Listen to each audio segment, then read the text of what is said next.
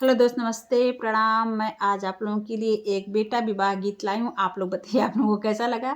बेटा विवाह गीत है, आप लोग बताइए आप लोग कैसा लगा।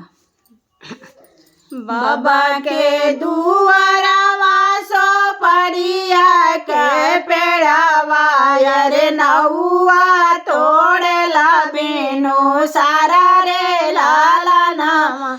अरे नौआ तोड़ेला बिनु सारा रे लाला नामा।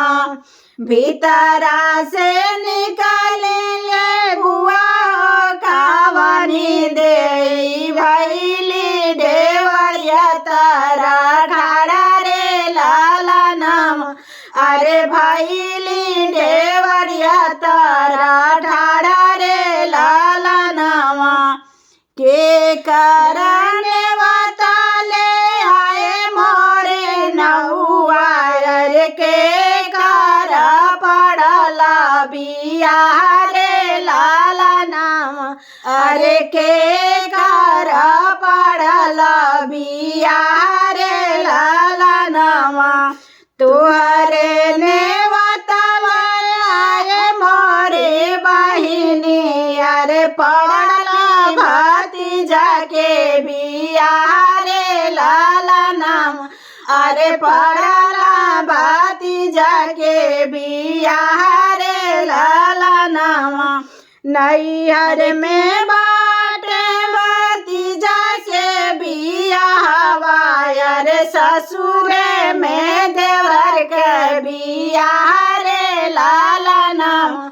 अरे ससुरे में देवर के बिया रे लाला नामा। कैसे के चलब नौआ भैया के ने बतावा रे तुहाऊ लवटी घरे जाहू रे लाला नाम। अरे तुहाऊ लवटी घरा जाहू रे लाला नामा। सासू मोरे पहिरेली चटकी चुनरिया रे ननदी जगले कहारा रे लाला नाम। अरे ननदी जगले कहारा रे लाला नाम। आमा बाबू रहिया दे बड़िया के ठाड़ रे नैया से केहू नाही आवे रे लाला नामा। अरे नैया रे से केहू नाही आवे रे लाला नामा। दुआरे से उठेला पियावा कावन राय अरे अपन धान चले समझाई रे लाला नामा। अरे अपन धान देले समझाई रे लाला नामा। घोड़वा चढ़ल आवे भैया कावन रामा। भैया कावन राम। नैहरे के ने बधुही दिहलू लौटाई अरे अब कैसन जो हेलू बाटा रे लाला नाम। नैहरे के ने तुही दिहलू लौटाई रे अब कैसन जो हेलू बाटा रे लाला नाम। अरे अब कैसन जो हेलू बाटा रे लाला नाम। घोड़वा चढ़ल आवे भैया कावन राय रे अपने बहिनी लगे जाई रे लाला नामा। रे अपने बहिन लगे जाई रे लाला नामा।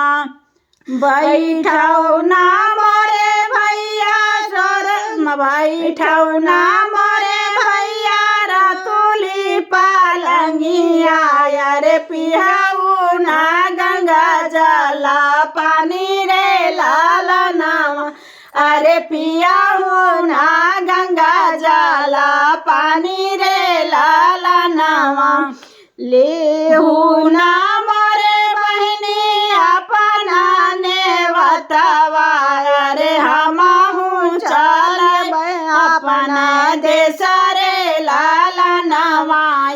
हमहू चलब अपना देशा रे लालनावा हमारो बारतिया दुआरवा पर सजे अरे हम आए तुहरे दुआर रे लालनावा अरे हम आए तुहरे दुआर रे लालनावा। ये गीत आप लोगों को कैसा लगे कमेंट में ज़रूर बताइएगा। देखिए एक भाई का बारात सज रहा है और भाई बहन को लेने के लिए उसके ससुराल गए हैं, न्योता देने। बता न्योता दे और पहले बहन लौटा देती है उनका न्योता और फिर वो यही कैसे भाई का जाते रिश्ता हैं। होता है। अच्छे भाई मिल जाएं तो क्या बात है।